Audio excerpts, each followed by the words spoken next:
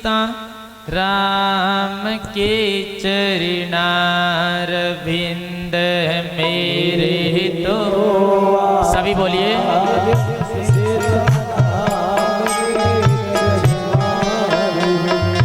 मेरे तो आधार सीता राम के चरणारविंद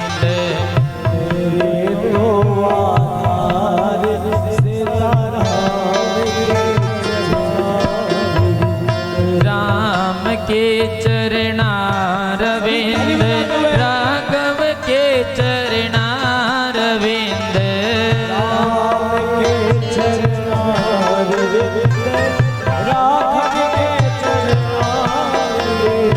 राम के चरणारविंद राघव के चरणारविंद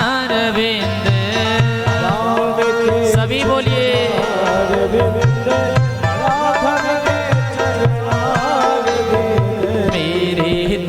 आधार सीता राम के चरणारविंद मेरे तो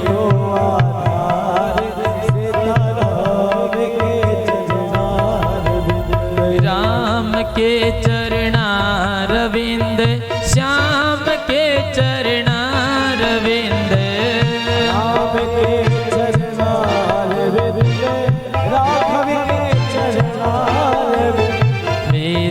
तो आधार सीता राम के चरणारविंद सभी बोलिए मेरे तो आधार सीता राम के चरणारविंद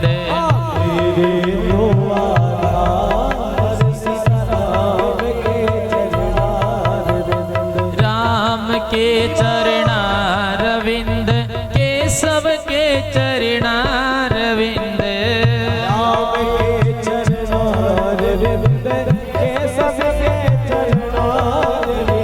मेरे तो आधार सीता राम के चरणारविंद मेरे तो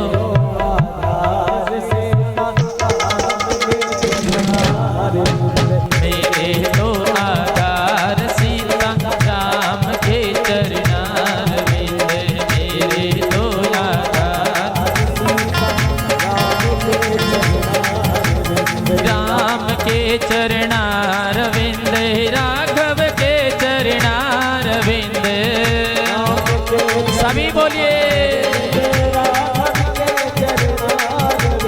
राम के चरणारविंद माधव के चरणारविंद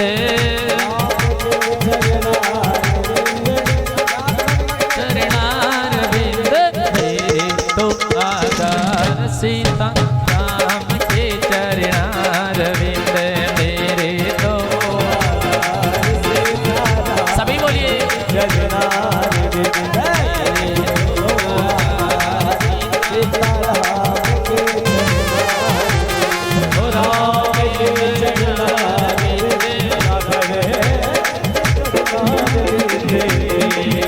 आधार सीता राम के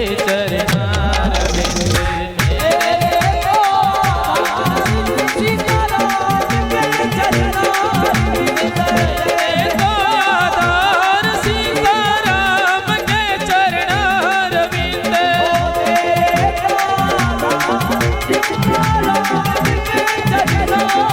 मेरी तो आधार सीता राम के चरणारविंद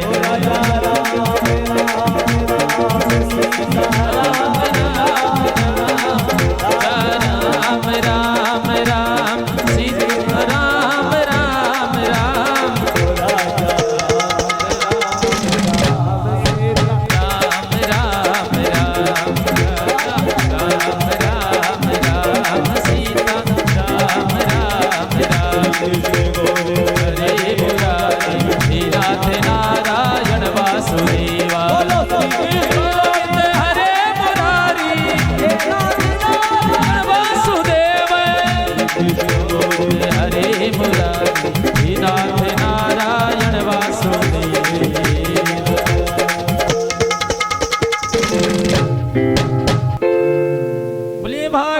भगवान की, व्यास सुखदेव परीक्षित भगवान की जय हो।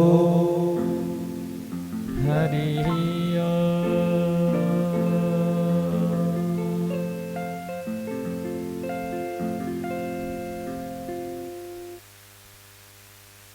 हरे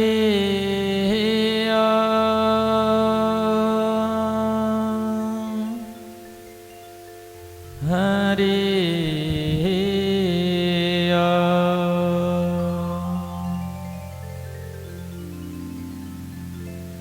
श्री गणेशाय नमः। श्री सरस्वती नमो नमः।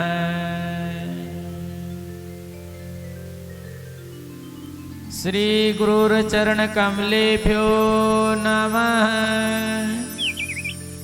श्री माता पितृचरण कमलेभ्यो नमो नमः। नमः परमहंसास्वादित चरण कमल चिन्ह मकरंदाय भगत जन मानस निवासाय श्री रामचंद्राय नमो नमः। ध्येयं सदा परिभवग्नवेष्टदोहां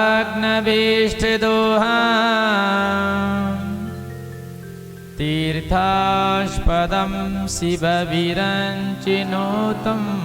शरण्यम् प्रीत्यार्तिहं प्रणतपाल भवादिपोत वन्दे महापुरुषते चरणारविन्दा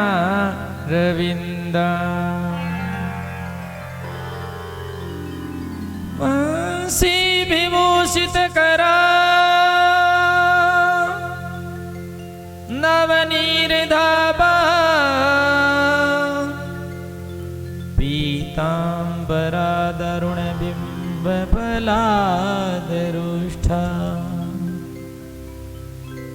पूर्णेन्दु सुंदर मुखा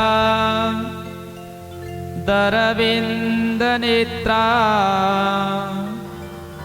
कृष्णात् परं किमपि तत्त्वमहं न जाने।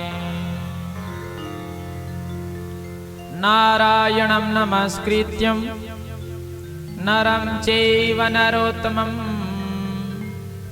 देवीं सरस्वतीं व्यासं ततो जयमुदीरये।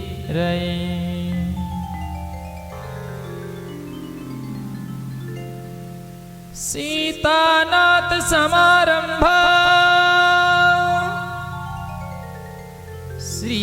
श्रीरामानन्दार्य मध्यमा अस्मदाचार्य पर्यन्ता वंदे श्री गुरुं परंपरा। कहा है क्यों? क्योंकि अगर इस शरीर से आप भजन नहीं करोगे, सिर्फ भोजन ही भोजन और भोग ही भोग करोगे तो ये अधम है। और इसी शरीर से अगर भजन करोगे तो ये मोक्ष का दरवाजा भी है। बोलो हाँ नारायण। मोक्ष को दरवाजा भी है और साधनों का धाम भी है। और तुलसीदास जी कह रहे हैं कि ये अधम है। क्षिति जल पावक गगन समीरा और पंच रचित ये अधम शरीरा। कैसे कह रहे हैं?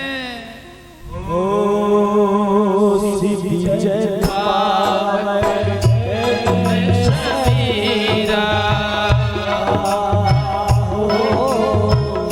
पंच रचित ये अधम शरीरा। सिया राम जय जय राम। सिया राम जय जय राम।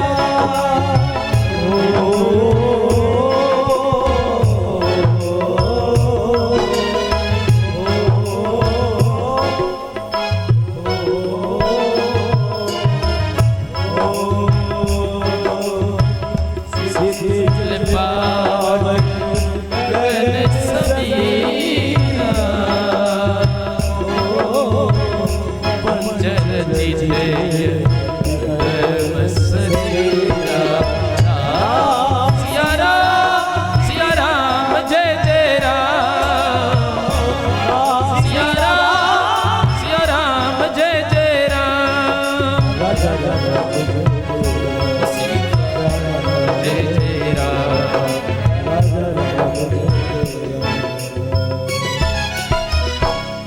बोलिए भक्तवत्सल भगवान की। इसलिए क्षिति जल पावक गगन समीरा और पंच रचित ये अधम शरीरा। पंचभूतों से ये शरीर बना है। और इन्हीं पंचभूतों से ये शरीर बना हुआ है और इन पांच भूतों में मिल जाएगा। किसमें? पंचभूतों में मिल जाएगा। इसलिए हम क्या करते हैं कि इस शरीर को पाकर के और पद को पाकर के और भगवान को भूल रहे कि नहीं बोलो? और भगवान को भूलते जा रहे हैं और संसार को याद करते जा रहे हैं। संसार को अपने भीतर बसा रहे हैं। संसार में रहनो पाप नहीं है। संसार को अपने मन में बिठा लेना ही पाप है। यह मन है ना, ये क्या है? ये एक चाबी है। चाबी जैसे ताला होता है, उसकी कितनी चाबी होती है? बोलो बोलो। दो। कितनी? दो, तीन। जो जा सर में तीन।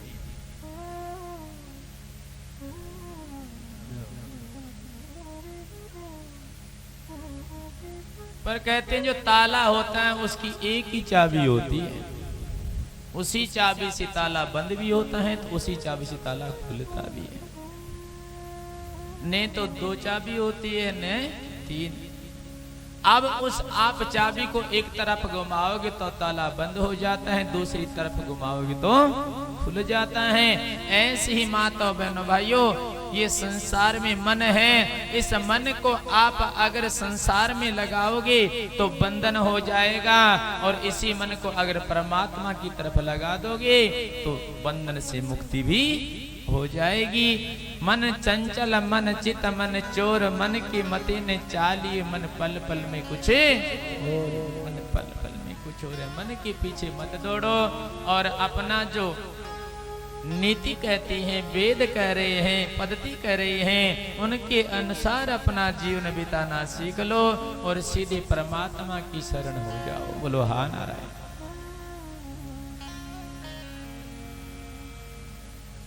परमात्मा की प्राप्ति करने का अपना लक्ष्य होना चाहिए, और परमात्मा की प्राप्ति के लिए शरीर मिला है। अपने मन को परमात्मा में लगा लो, और परमात्मा में लगाने को तरीका क्या है? तरीका यही है कि जहां आपकी नजर जा रही है वहां सब जगह परमात्मा है। इस बात को मान लो।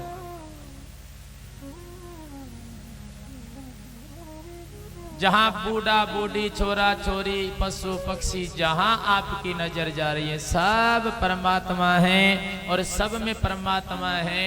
सबको परमात्मा समझकर कि सबकी सेवा करो। ये जो आप हम सब घर में बैठे अपने अपने करे, मैं उसकी दादी हूँ, मैं उसकी माँ हूँ, उसकी नानी हूँ, अपने विचार करो बैठ के। कभी ऐसा सोचा कि मैं हूँ कौन? बोलो बोलो। ती बुआ हो कि नानी हो कि मासी हो कि चाची हो कि ताई हो कि माँ हो कि बोलो तो सही, एक तो बता दो।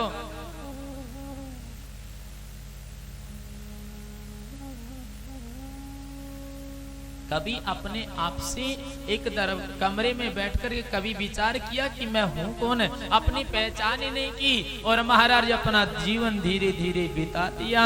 अपने आप से पूछना कभी बंद दरवाजा करके अंदर बैठ करके, और अपने आप से पूछना मैं हूं कौन?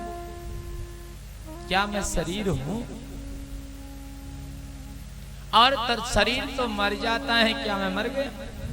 शरीर नहीं हूं। अपने आप से पूछो क्या मैं हाथ हूं?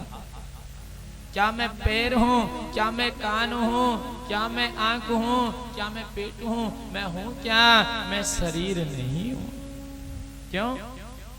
कभी कभार आपकी ऐसा होता है, सर में दर्द हो गया, आप क्या कहोगे? मेरी सर में दर्द हो रहा है। ऐसे कहोगे मेरे दर्द हो रहा है, बोलो बोलो, क्या बोलोगे? मेरे सर में दर्द है, मेरे पेट में दर्द है, आज मेरी मतलब दिमाग की खराब है, मतलब दिमाग, मेरा दिमाग खराब है, मैं खराब नहीं, मेरा दिमाग खराब। आज मेरा मन नहीं लग रहा है, मतलब मैं मन भी नहीं हूं। जो मेरा मेरा मेरा मेरा कह रहा है वो कौन है, इसकी पहचान करो। वो हम हैं, वो आत्मा है, बोलो हाँ नारायण। जो इस पूरे शरीर को चलाने वाली वो आत्मा है, वो परमात्मा का अंश है। और इसी बात को आप हम सब भूल गए हैं और एक दूसरे की धन कमाने में लगे हैं। भाई उससे बढ़ के मैं धनवान बन जाऊं, उससे बढ़ के मैं धनवान बन जाऊं।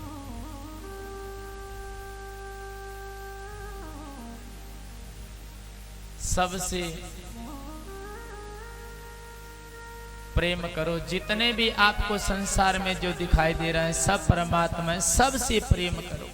सबके साथ मीठा बोलो, प्रेम से बोलो। क्यों बोल, जैसा बोलोगे वैसा ही फल पाओगे। तो इसलिए सबसे प्रेम, भगवान प्रेम से प्रकट होते हैं।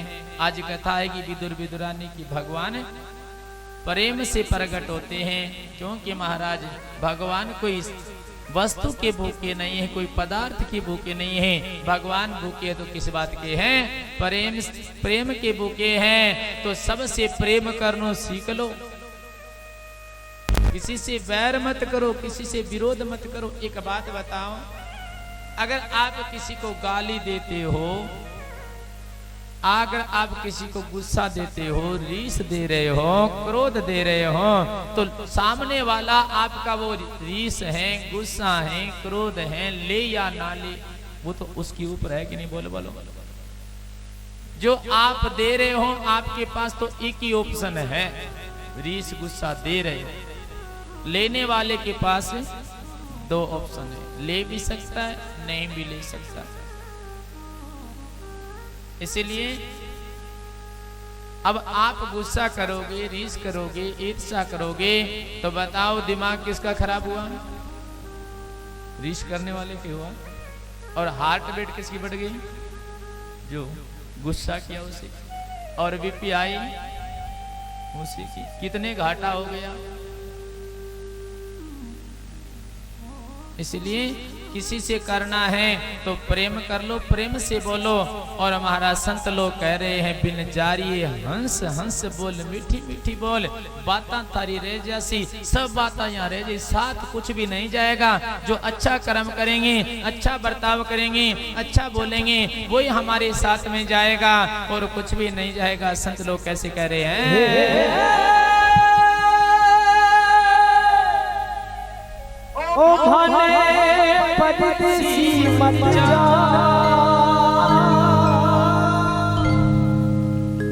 ओ भाने परदेसी मत जा। भजन शुरू करने पहले जो जैसा भजन देता धार्मिक है कि ताली बजाओ। वाह क्या बात है। एक बार आवाज से ताली बजाओ सभी। ओ बाबा ताली जैसे जाए हंस हंस बोल, मीठी मीठी बोल, बाबा थारी जाए मीठी मीठी बोल, हंस हंस बोल, बाबा थारी जैसे भाने परदेसी मत जा।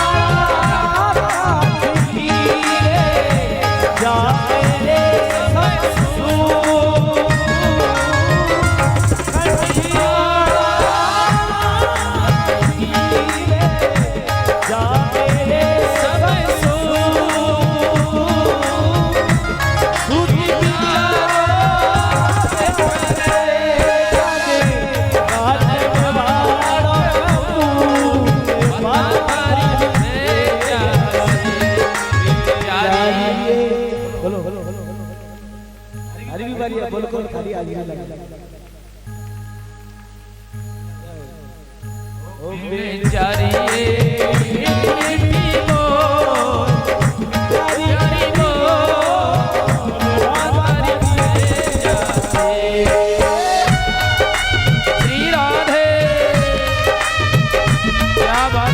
सर में आनंद है।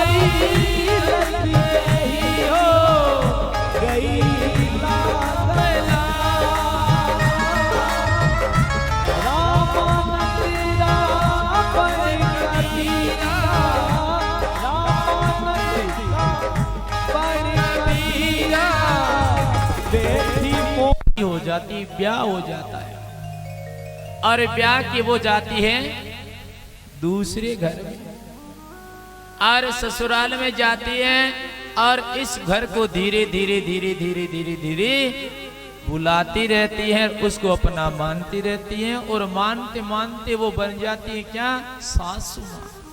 और सासू माँ नहीं तो वो बन जाती है दादी और सासू माँ दादी माँ बन जाती है।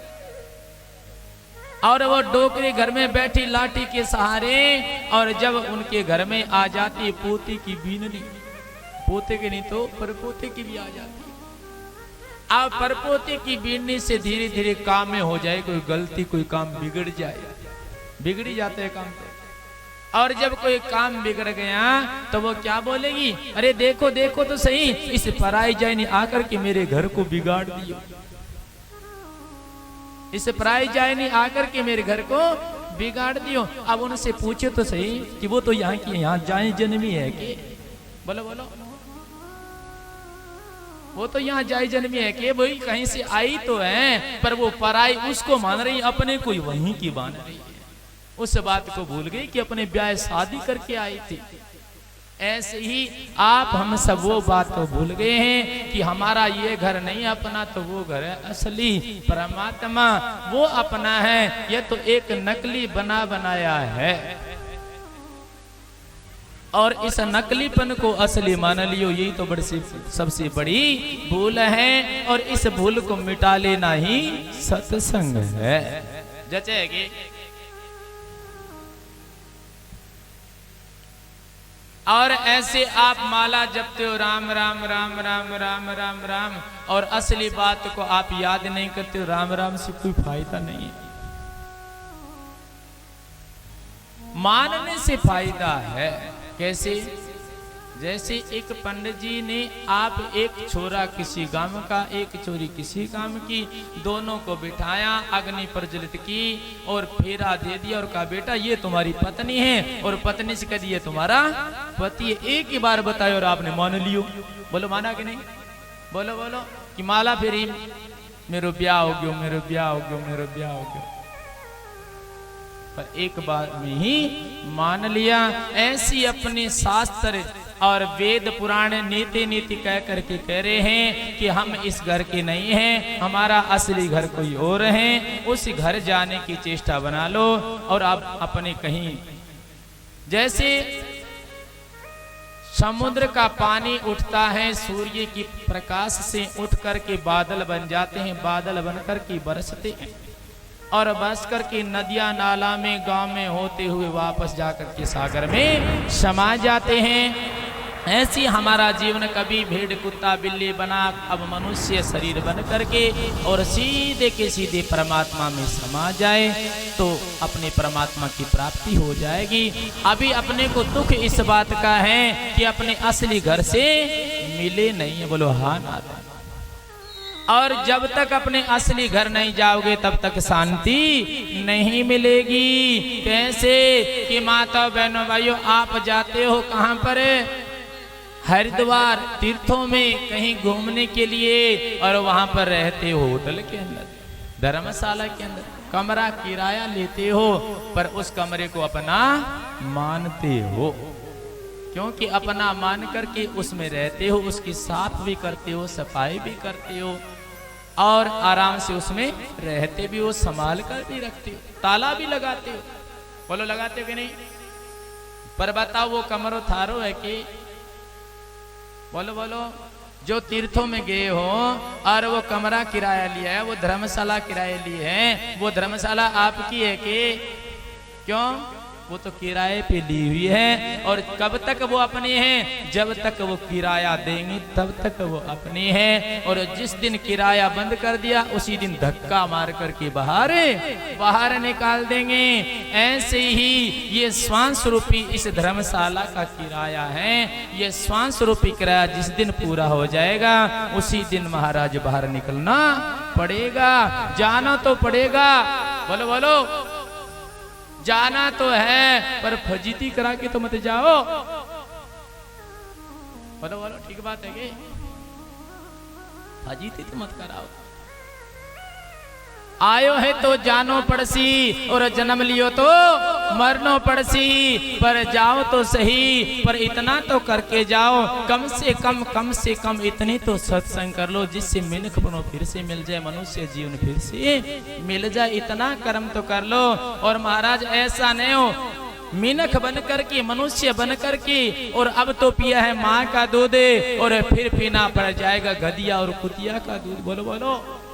गधिया कुतिया को दूध पीनो है कि नहीं? पीना है तो अच्छा सत्कर्म करो और संतों का संग करो भाई, और नहीं तो फिर मिनख बना तो बार बार मिलने वाली है नहीं।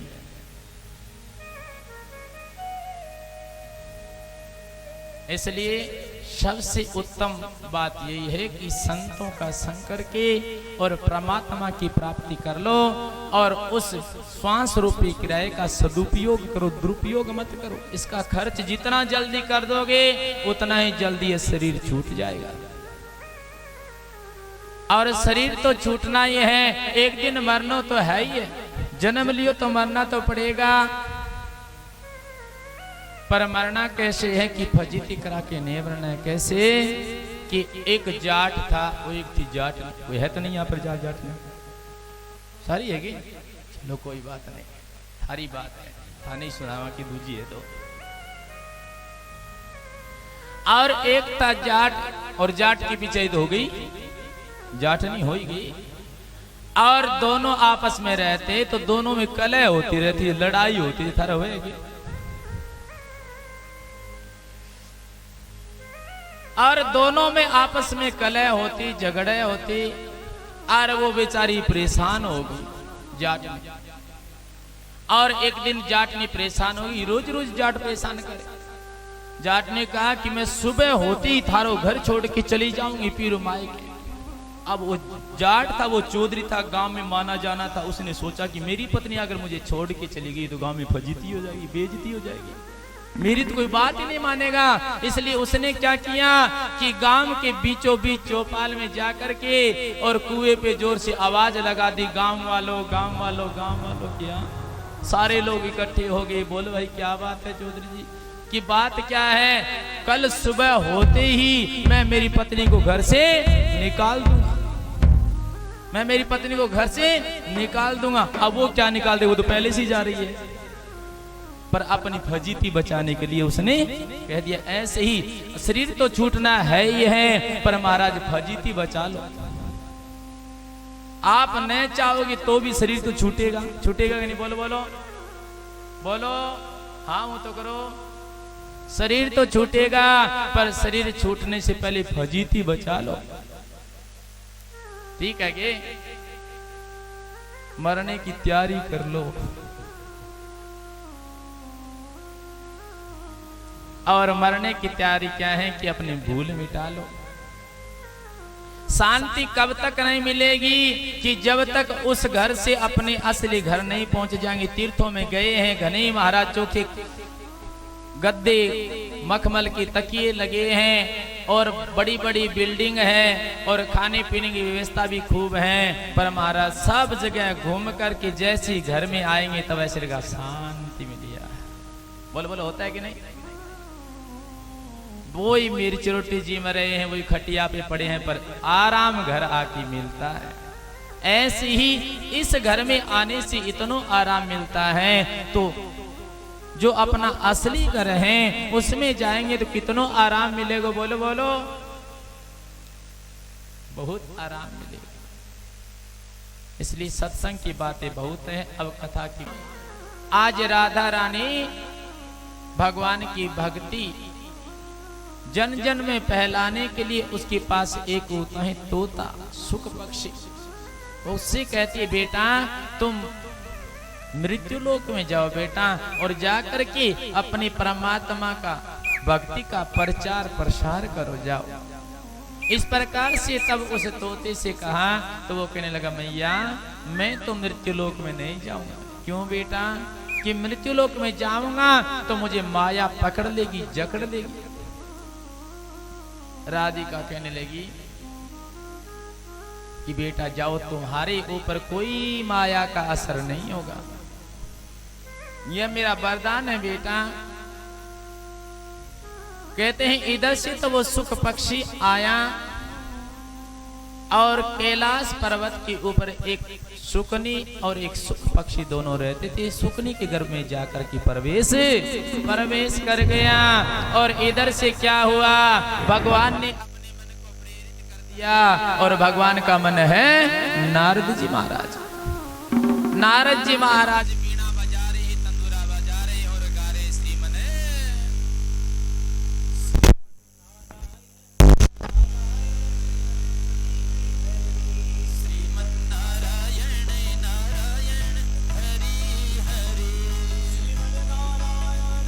सभी बोलिए श्रीमन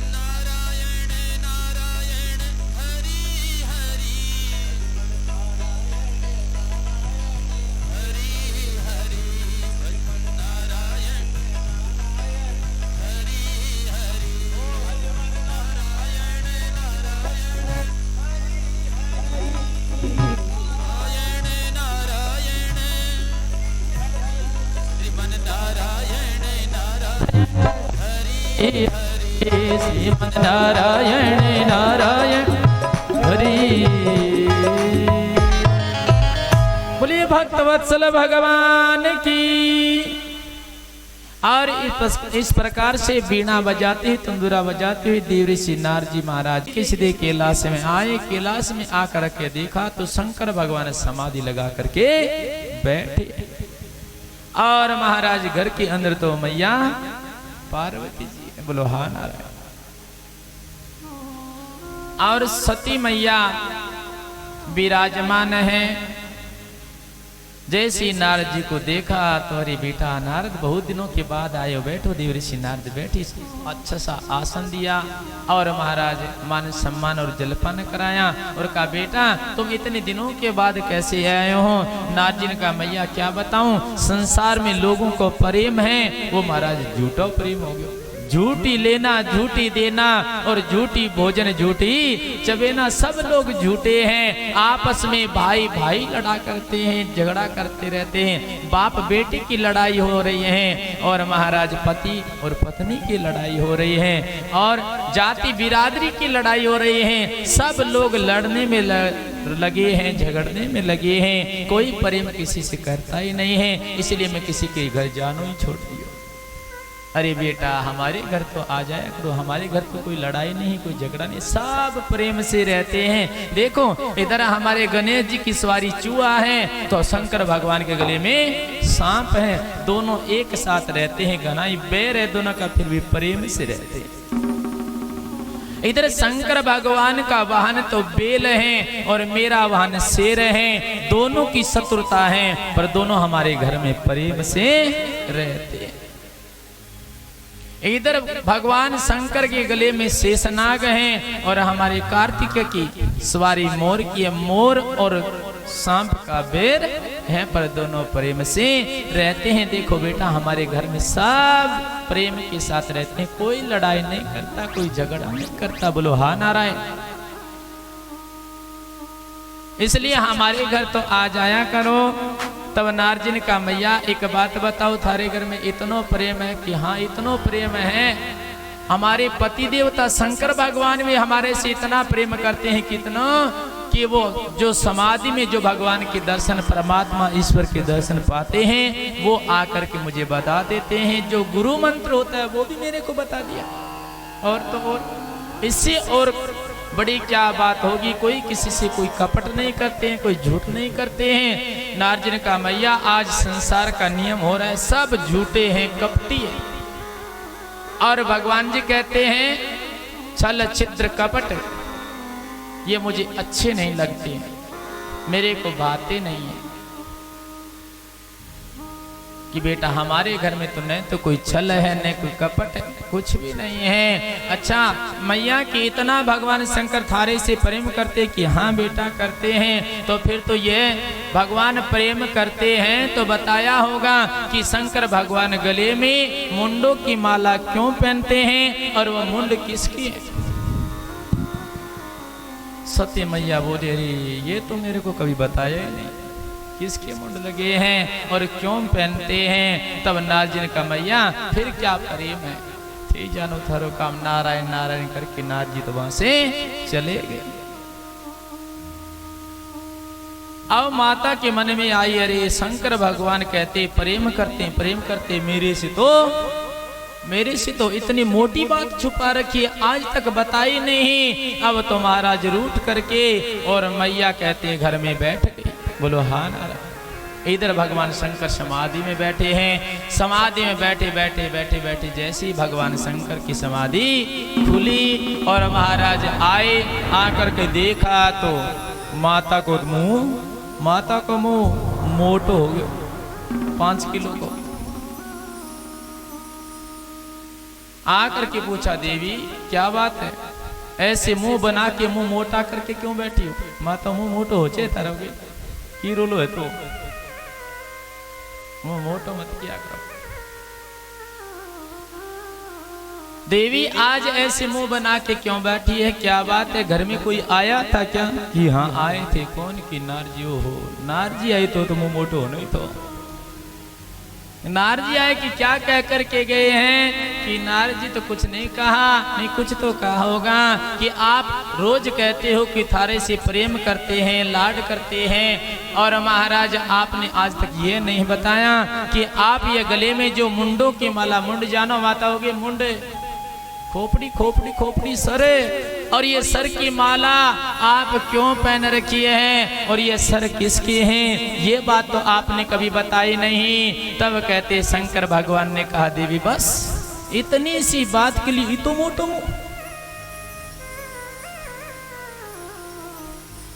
देवी ने कहा तुम्हें ये छोटी लगती है, मुझे बहुत बड़ी लगती है। बताइए शंकर भगवान ने कहा देवी ये और किसी के मुंड नहीं है तो कि तो थारे ही मुंड है क्या, मेरी खोपड़ी है, मेरी सरे क्या, मैं तो जिंदी बैठी हूँ कि अभी तो तुम जिंदी हो, जब जब तुम शरीर छोड़ती हो तब तब मैं तुम्हारे से इतना प्रेम करता हूँ कि उस सर को तोड़ करके और महाराज खोपड़ी को गले में माला बना करके और पहन लेता हूँ, इतना प्रेम करता हूँ। अब माता ने कहा कि इसका मतलब तो यह है कि मैं ही मरती हूँ, आप तो मरते नहीं हो। शंकर भगवान ने कहा मैं कभी नहीं मरता, मैं तो सदाशिव हूँ, मैं तो हूँ सदाशिव, अविनाशी हूँ, मेरा कभी विनाश नहीं होता है देवी, और तुम्हारा शरीर छूटता है। इसलिए माता ने कहा कि आपने ऐसी कौन सी दवाई खा रखी है, कौन सी चटनी चाट रखी है जिससे मैं तो मर जाती हूँ और आप नहीं मरते। शंकर भगवान ने कहा देवी मैंने अमर कथा सुन रखी है। क्या अमर कथा, उससे क्या होता है, उससे अमर हो जाता है। माता ने कहा कि फिर वो अमर कथा मुझे भी सुना दीजिए। तब भगवान शंकर ने कहा देवी अमर कथा ऐसे नहीं सुनी जाती तो कि अमर कथा तो एकांत स्थान होना चाहिए।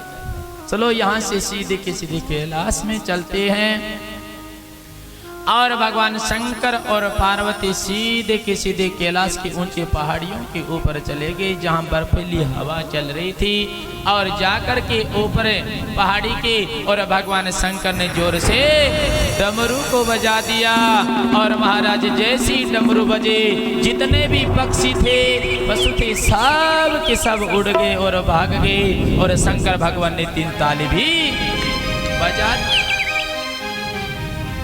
जैसी सब पक्षी उड़ गए, कहते हैं माता भगवती सामने बैठी हैं और भगवान शंकर ऊंचे से आसन बैठे हैं। भगवान शंकर कहने लगे देवी तुम्हें मैं ये कथा तो सुनाता हूं, अमर कथा, पर इसका हूं का हुंकारा देना पड़ेगा। क्या देना पड़ेगा? हूं का हुंकारा देना पड़ेगा, ओम ओम उच्चारण करना पड़ेगा, और जब जयकारा लगाएं तो जय जयकार करनी पड़ेगी। ऐसे ही भाई जोजासर की माताओं बहनों भाइयों आपको भी कथा तो सुना देंगे अमर कथा की, पर पीछे पीछे हूं का हुंकारा करना पड़ेगा। बोलो हा नारायण हा नारायण हा नारायण। भजन कीर्तन आए तो ताली बजा देना, और महाराज जयकारा लगाए तो जोर से जयकारा लगा देना। बोलो हा नारायण। ठीक है कि? और ऐसे आप कथा सुनो तो मैं आपको अमर कथा सुना सकता हूँ। माता भगवती ने कहा कि आप कथा सुनाइए, हूँ का हुंकारा लगाऊंगा। कहते हैं जब पक्षी सारे उड़े थे और जो सुख पक्षी ने उड़ी थी उसने क्या अंडा दिया था, और महाराज वो अंडा जैसे ही हवा की झोंक आई उससे नीचे गिरे फूट गया, नीचे गिर के फूट गया। अब इधर शंकर भगवान कथा कह रहे हैं, वहां भगवती सुन रही है, हूं का हुंकारा चल रहा है। कथा कहते कहते कहते कहते और महाराज जब कथा आती ज्ञान और ध्यान की, मैत्रेय मुनि और विदुर जी का संवाद आया और ज्ञान की बातें चर्चा शुरू हुई, तो माताओं का एक स्वभाव होता है, कोई भगवान की लीला सुनाते हैं तब तो हा नारायण हा नारायण, और जब कोई ज्ञान की बात आती है तो इनको नींद आनी शुरू हो जाती है। बोलो हा नारायण। जैसे मैत्रेय मुनि और विदुर जी का संवाद शुरू हुआ तो माँ भगवती को नींद आनी शुरू हो गई। उस तोते पक्षी जो अंडा फूटा था वो पहले दिन की कथा सुनी तो अंडा साबुत हो गया था, और दूसरे दिन की कथा से उस अंडे में जीव प्रादुर्भाव हो गया था और तीसरे दिन से ही वो हूं का हुंकारा देना शुरू कर दिया। उसने सोचा कि माता को तो नींद आ रही है और मैया अगर सो गई तो यह अमर कथा भी बंद हो जाएगी, इसलिए यह हुंकारा बंद नहीं होना चाहिए। उसने ओम ओम ओम ओम का हुंकारा देना शुरू कर दिया। कथा चलती रही और कथा कहते कहते 7 दिन पूर्ण हो गए। शंकर भगवान ने लगा दिया जयकारा, बोलिए भागवत भगवान की। और जैसी भागवत महापुराण की जय जयकार हुई और मैया की आंखें खुली और मैया ने कहा शंकर भगवान से कि बताइए जी, मैत्रेय मुनि ने विदुर जी से और क्या कहा। तब शंकर भगवान ने कहा देवी कथा तो पूरी हो गई, कथा तो पूरी हो गई। मैत्रेय मुनि की तो कब की बात है, आपने कथा सुनी नहीं। माता बोली कि मैं तो नींद आ गई। तो फिर हूं का हुंकारा किसने दिया? इसका मतलब अपने दोष से भी कोई तीसरा यहाँ पर है। और शंकर भगवान ने जैसी दाएं बाएं देखा, सामने देखा कोई नहीं, जैसी पीछे मुड़ करके देखा तो एक सुख पक्षी बैठा है और हूं का हुंकारा कर रहा है। शंकर भगवान ने सोचा अरे तूने मेरी कथा को चुरा लिया, अमर कथा को। शंकर भगवान उस सुख पक्षी की पीछे मारने के लिए दौड़ पड़े, हाथ में त्रिशूल ले लिया और महाराज आगे आगे सुख पक्षी और पीछे पीछे शंकर भगवान। और दौड़ते दौड़ते दौड़ते दौड़ते जैसे ही कैलाश से नीचे आ रहे हैं, कैलाश से नीचे पड़ता है बद्री आश्रम। और बद्री धाम में ही महाराज वेद व्यास जी का आश्रम है, सम्यप्रास आश्रम है। उसमें वेद व्यास की पत्नी थी, वो महाराज अपने बालों को सुखा रही थी और उनका नाम बीटिका देवी था। बोलो हाँ नारायण। और अपने बालों को सुखा रही थी, बालों को सुखाते सुखाते बालों को ऐसे ऊपर को कियो तो मुंह खुल गया। जैसे मुंह खुला और सुख पक्षी उड़ता उड़ता उड़ता उड़ता आया और सीधा का सीधा बीटिका के उदर में चला गया। और जैसे ही महाराज चला गया, पीछे से शंकर भगवान हाथ में त्रिशूल लिए और महाराज बीटिका को मारने वाले थे। वेद व्यास जी ने कहते हैं आकर के हाथ पकड़ लियो, क्या कर रहे हो महाराज, रोटी में घाटो करोगे, मेरी पत्नी को क्यों मार रहे हो? शंकर भगवान ने कहा तुम्हारे घर में हमारा चोर गया है। चोर की हाँ। वेद व्यास जी ने कहा महाराज आपके घर में चुराने के लिए है ही क्या? आभूषणों में तो आप नाग पहनते हो, काला सांप पैर रखा है, बिच्छू कानों में कुंडल की जगह लटका रखते हो, वस्त्रों में बागंबर पहनते हो और महाराज लिपा पोती में कोई आप फेयर एंड लवली तो लगाते नहीं।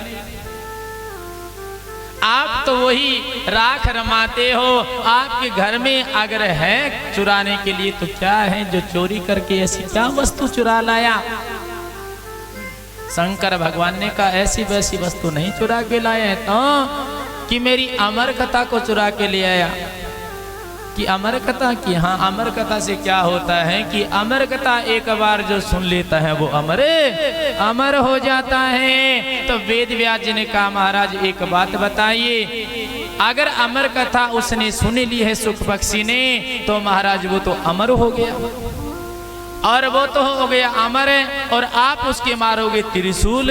और महाराज अगर त्रिशूल से वो मर गया तो अमर कथा की महिमा खत्म हो जाएगी, और अगर वो नहीं मरा तो आपके त्रिशूल की महिमा खत्म हो जाएगी। इसलिए आप ही बताइए क्या करोगे? शंकर भगवान ने कहा मैं अब क्या बताऊं, आप ही बताओ। अब उसने मेरी अमर कथा को चुराया है, उसका वो दुरुपयोग करेगा। वेद व्यास जी ने कहा हे भगवान तुम्हारी इस अमर कथा का दुरुपयोग नहीं होने दूंगा, यह मेरा वचन है। और महाराज शंकर भगवान दर्शन देकर के सीधे कैलाश में चले गए और भगवान तो समाधि में बैठ गए। इधर कहते हैं कि अब धीरे धीरे दिन बीटिका देवी का गर्भ बढ़ने लगा और महाराज बढ़ते 12 साल हो गए, जन्म नहीं लिया। जन्म नहीं लिया, वेद व्यास जी आए और उस गर्भ के साथ बातें करने लगी। बेटा बाहर निकलो बेटा, तुम्हारी माँ को बहुत कष्ट हो रहा है, दुख हो रहा है, पीड़ा हो रही है। उस गर्भ में बालक ने कहा नहीं पिताजी मैं संसार में नहीं आऊंगा। क्यों बेटा? कि संसार में माया पकड़ लेती है, माया जकड़ लेती है। ये माया महाठगनी है, महाठगनी। ये बड़ों बड़ों को ठग लिया है मैया। क्या राजा, क्या रानी, क्या साधु, क्या संत गृहस्थी, सबको ठगने वाली ये माया है। ये माया ऐसी है कि माया को तो सब बजे पर माधव बजे ने कोई, जो कदावी माधव बजे तो माया चेली हो। बेटा तुम्हारे पर माया का कोई असर नहीं होगा, तुम चिंता क्यों करते हो, तुम बाहर आ जाओ। सुखदेव जी कहने लगे नहीं,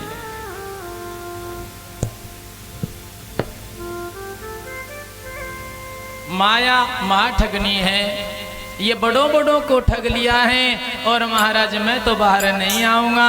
और महाराज सुखदेव जी कह रहे हैं पिताजी ये माया महाठगनी, और कैसे करे हैं? माया महाठगनी हम जाने, माया महाठगनी हम जाने, महाठगनी हम जाने।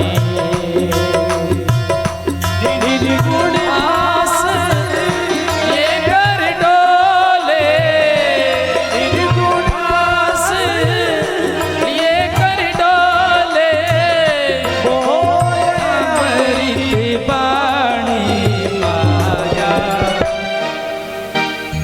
महाठगनी हम जाने रे माया महाठगनी हम जाने। अरे बजाओ ताली पीछे।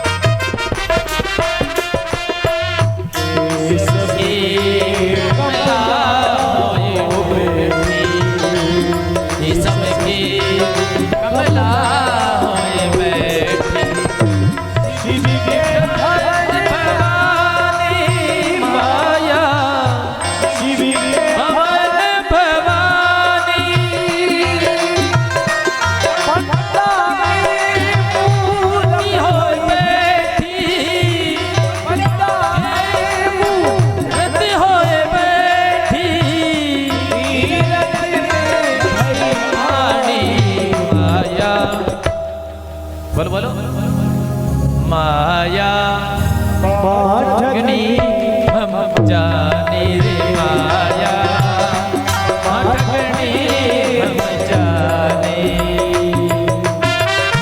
अरे बजाओ ताली जोर से, क्या बात है जोजा सर में।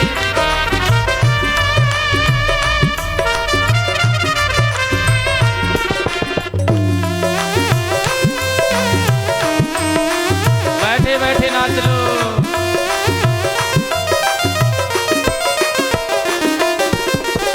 जोगी के जोगने हो बैठी, जोगी के जोग में हो बैठी, राजा के घर रानी माया, राजा के घर रानी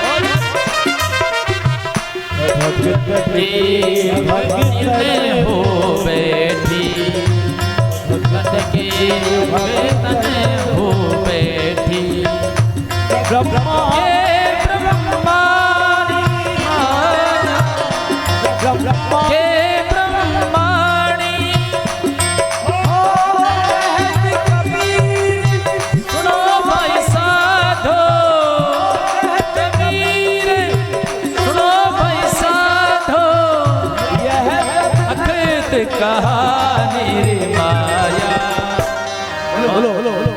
महाठगनी माया जाने रे माया महाठगनी हम जाने माया महाठगनी जाने गुण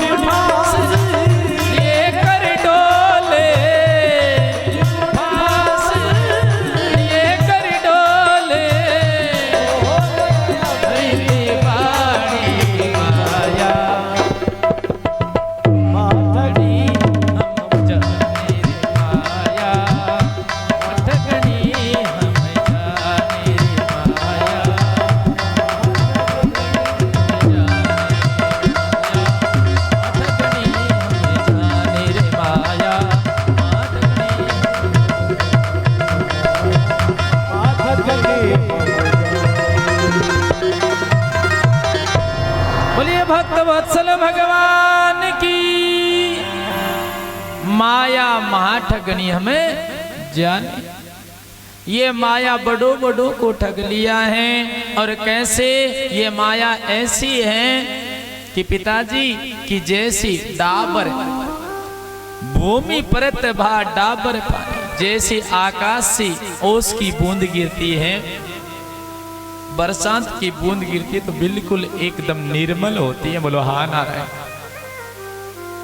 उसमें बिल्कुल भी मेल नहीं होता है। होता है कि बोलो? बिल्कुल मेल नहीं होता, बिल्कुल निर्मल होती है। और महाराज वो जैसे ही नीचे आकर के मिट्टी का संग कर लेती है, रेत का संग कर लेती है, तो क्या हो जाती है?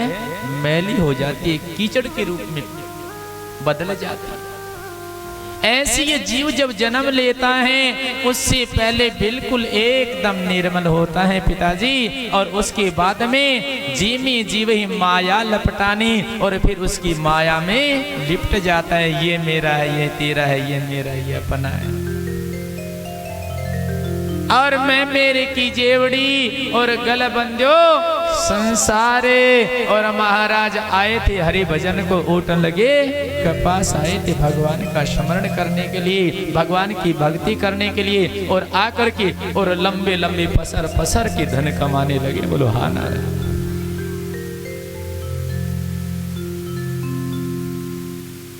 आगे आगे धन भाग रहा है, पीछे धन के जीव भाग रहा है, पर ये माया हाथ आने वाली नहीं है। और हाथ क्या आएगी? एक ही चीज आ सकती है, वो अपनी है, वो है परमात्मा, वो अपने पास में है। इस प्रकार माया महाठगने में बाहर नहीं आऊंगा। मैं जब आ सकता हूँ कब?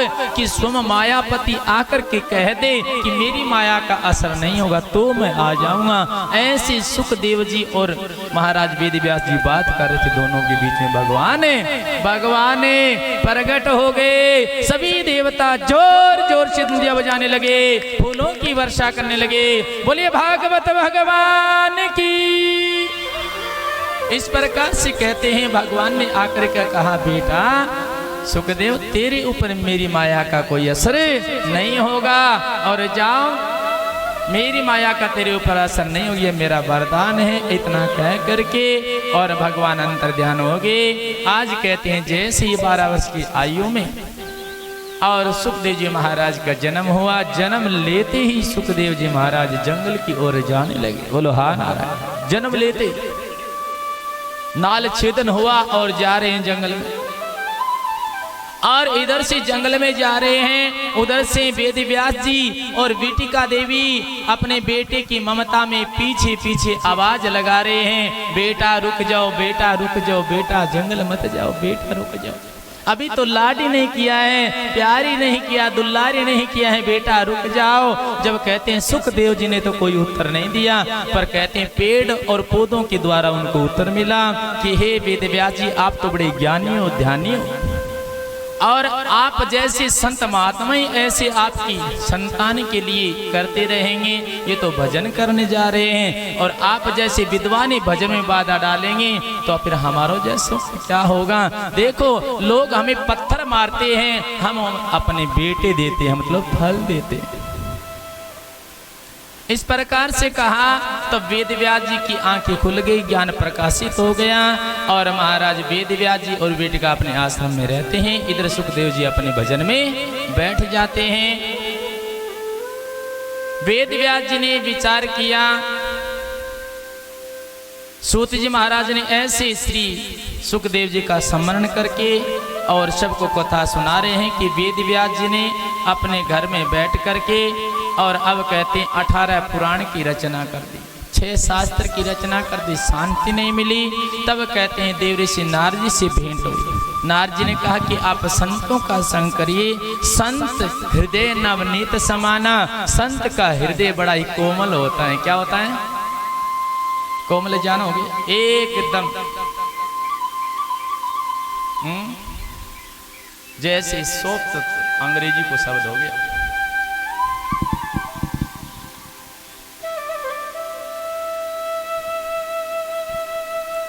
जैसे अपना माखन होता है, मक्खन कितना कोमल होता है,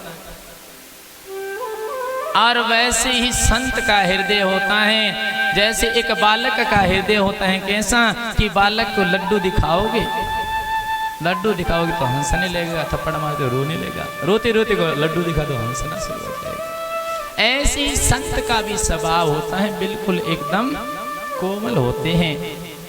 और ऐसे संतों के आप सानिध्य कर लीजिए। आप कोई बात नहीं, बूढ़े हो गए हो तो संतों की कृपा से सब काम होता है। मैं देखो पहले दासी का पुत्र था, किसका, और आज देव ऋषि नारद बन करके बैठा हूं। ये सब संतों की महिमा है।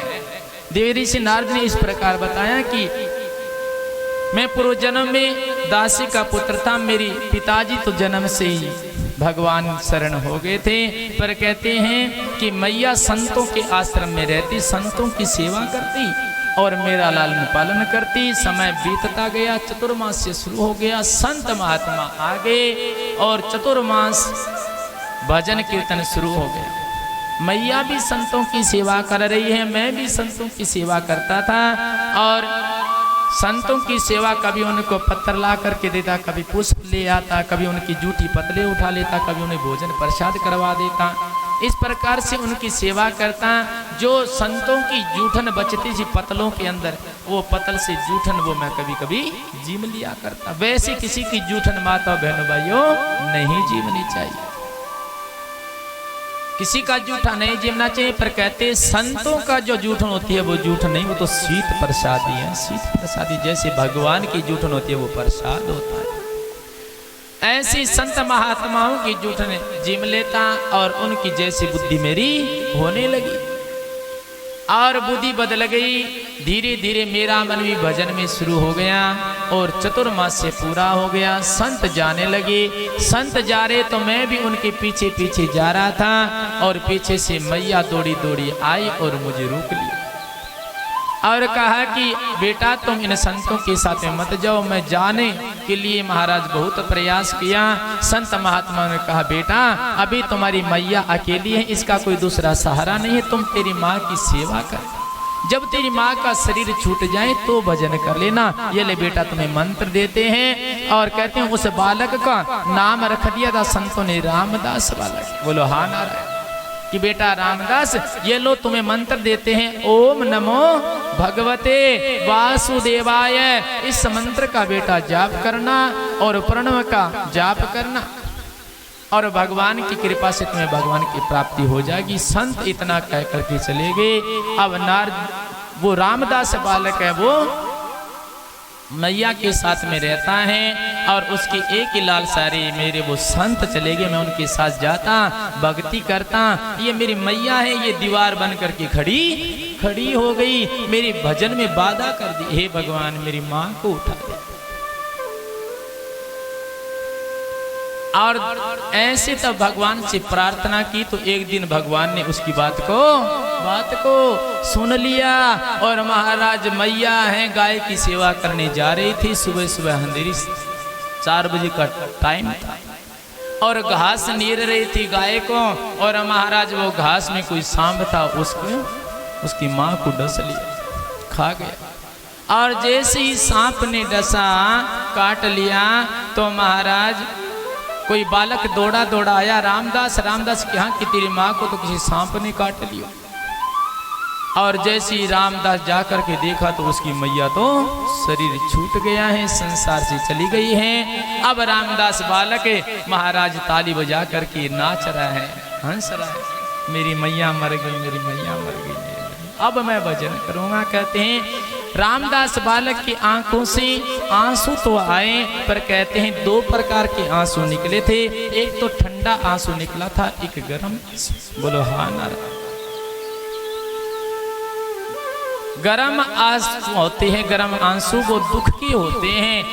आज उस बालक को दुख हो रहा है, अरे जिस माँ ने मुझे जन्म दिया, जिस माँ ने मुझे ये संसार दिखाया, और जिस माँ ने मुझे संतों से मिलाया और भक्ति की जैसी लाइन मुझे दिखाया, वो माँ आज मेरी भगवान को प्यारी हो गई है। इस प्रकार वो रो रहा है। ठंडा आंसू इसलिए आ रहा है कि अरे जिस माँ की वजह से मैं भक्ति में बाधा हो रहा था, वो आज भक्ति मेरे को प्राप्त हो गई। मेरा कर्तव्य मेरा पूरा हो गया और मैं अब भगवान का भजन करूंगा। माँ का अंतिम संस्कार करके और वो रामदास बालक जहां जिस तरफ से वो संत महात्मा निकले थे, उसी रास्ते से पीछे जंगल में चला गया। पर जंगल में कहीं वो संत महात्मा साधु नहीं मिले। तो कहते हैं कि एक पेड़ के नीचे, बरगद के नीचे बैठ करके जो संतों ने मंत्र दिया, ओम नमो भगवते वासुदेवाय, ओम नमो भगवते वासुदेवाय, इस मंत्र का जाप कर रहे हैं। जाप करते करते और भगवान ने एक छोटा सा दृश्य दिखाया, दर्शन दे दिया। थोड़ा सा दर्शन दे करके और उसको फिर से अंतर ध्यान कर दिया। अब वो रामदास बालक महाराज उस छवि को देखने के लिए तड़पने लगा।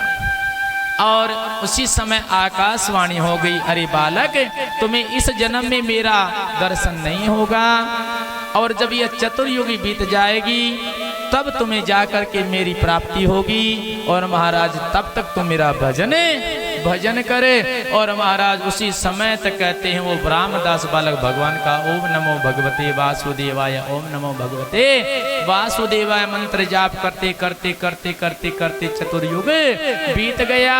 और फिर से कहते संसार की उत्पत्ति शुरू हो गई। तब कहते ब्रह्मा जी की उत्पत्ति हुई। तो ब्रह्मा जी की मन में कल्पना हुई कि मैं संसार की सृष्टि बनाऊं। तब कहते हैं मानसी सृष्टि की। उन्हें मानसी सृष्टि में 10वां पुत्र कहते हैं देव ऋषि नारद।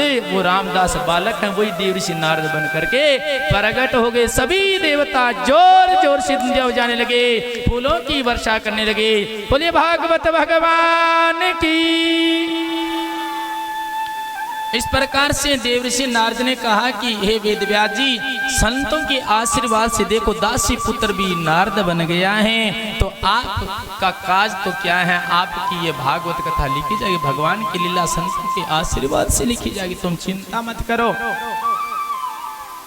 भगवान की कृपा ऐसे ही विनायक जी स्मरण करके वेदव्यास जी महाराज 18 पुराणों का सार निष्कर्ष लिखने लगे।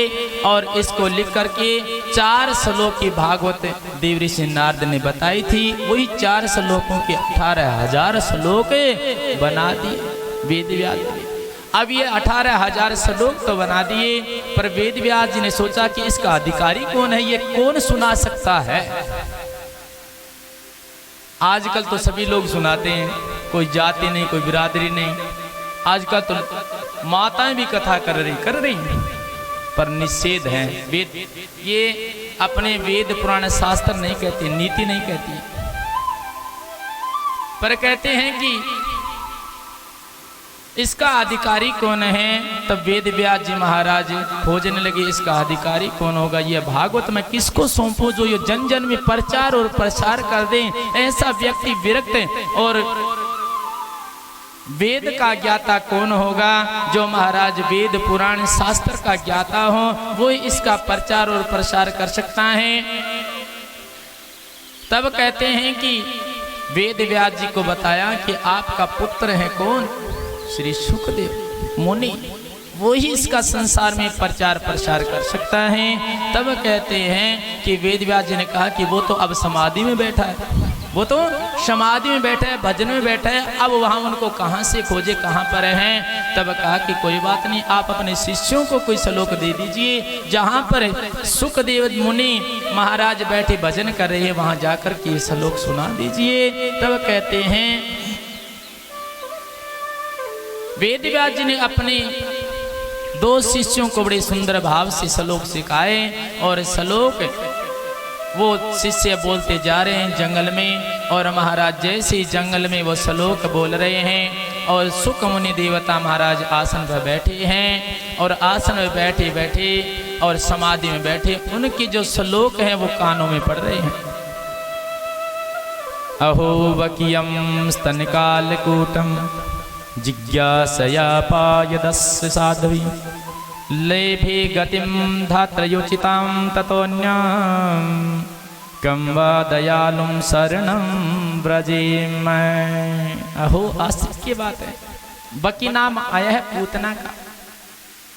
बक्कासुर की बहन थी जिसने अपने स्तनों में कालकूट विष लगा करके भगवान को मारने के लिए प्रेरित होकर के और महाराज जो विष से सहित स्तन भगवान के मुख में दिए, पर वहाँ पर वो सारे उस पापियों के उन पापों पर पर्दा डाल करके वो ना तो आपने उसमें कोई बुराई देखी ना कोई आपने भलाई देखी और उनको वही जिस माँ देवकी और यशोदा ने दूध माखन खिलाया उनको भी आपने वही गति दे दी और जो आपको जहर पिलाने आई उनको भी आपने वही गति दे दी। और महाराज इस प्रकार आप तो बड़े दयालु हो, आप तो बड़े कृपालु हो।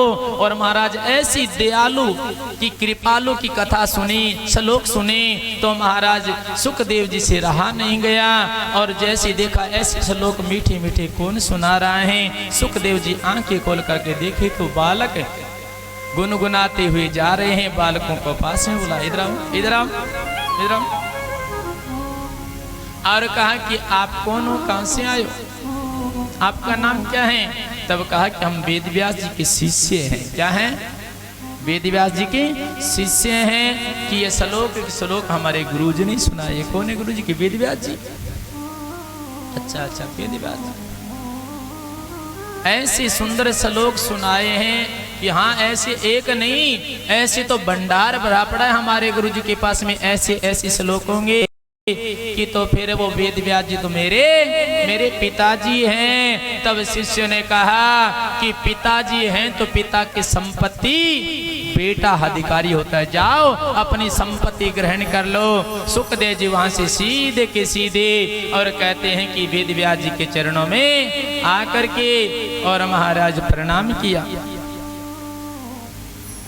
और प्रणाम करके और बड़े भाव के साथ सामने हाथ फैलाया और वेद व्यास जी ने वो श्रीमद् भागवत महापुराण अमर कथा सीधी की सीधी सुखदेव जी के हाथों में सौंप दिया और कहा बेटा जाओ इसका प्रचार प्रसार जन जन के हृदय में कर दो। ऐसा कोई व्यक्ति नहीं रहना चाहिए जिनके हृदय में भगवान की भक्ति नहीं हो, सबके हृदय में भगवान की भक्ति होनी चाहिए।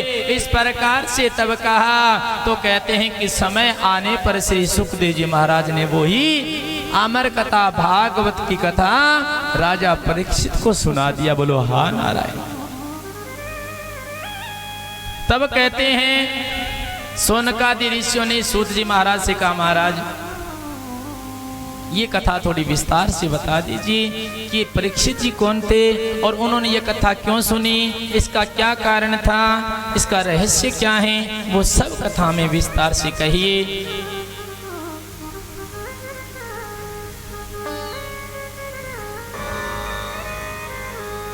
तब कहते हैं सूत जी कहते हैं ऋषियों ये उस समय की बात है, ध्यान से सुनना। कमर सीधी कर लो माता, घोड़े छोड़ दो।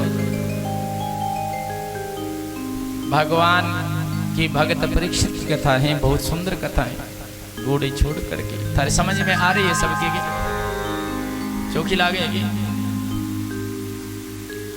और बड़े भाव के साथ में कैसे सूत जी कहते हैं, ऋषियों ये उस समय की बात है। कौन से समय की? जिसमें महाभारत का युद्ध हो रहा था और उसी युद्ध में कौरव और पांडवों का युद्ध करते करते करते करते करते सारे के सारे कौरव मारे गए। पर कहते हैं कि दुर्योधन एक बच गया और दुर्योधन एक बचा था और वो अपने माँ के पास में गया कि मैया मुझे विजय श्री का आशीर्वाद दे दो। क्या दे दो? विजय श्री का आशीर्वाद। और कहते हैं दुर्योधन की माता थी गंधारी और वो कहने लगी बेटा मैं तुझे विजय श्री का आशीर्वाद नहीं दे सकती। क्यों मैया? कि बेटा तू अधर्म की लड़ाई लड़ रहा है और अधर्म में विजय श्री का आशीर्वाद तो नहीं दे सकती, पर कम से कम तो मेरा बेटा है, तुम्हारी रक्षा मैं कर सकती हूँ। बोलो हाँ नारायण।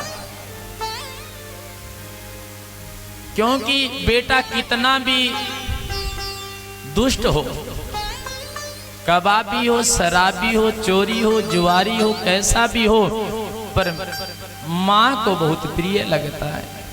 बोलो बोलो लगता है कि नहीं? पर बेटे को माँ बोलो बोलो कि ब्याह नहीं हो तब तक ही अच्छी लगती है और जब शादी हो गई तो महाराज फिर तो बर्बादी सी ही समझो। बोलो हाँ ना। ये संसार का नियम है, क्योंकि संसार उसी का नाम है। संसार और शरीर एक जाति के हैं माताओं। कितनी जाति के?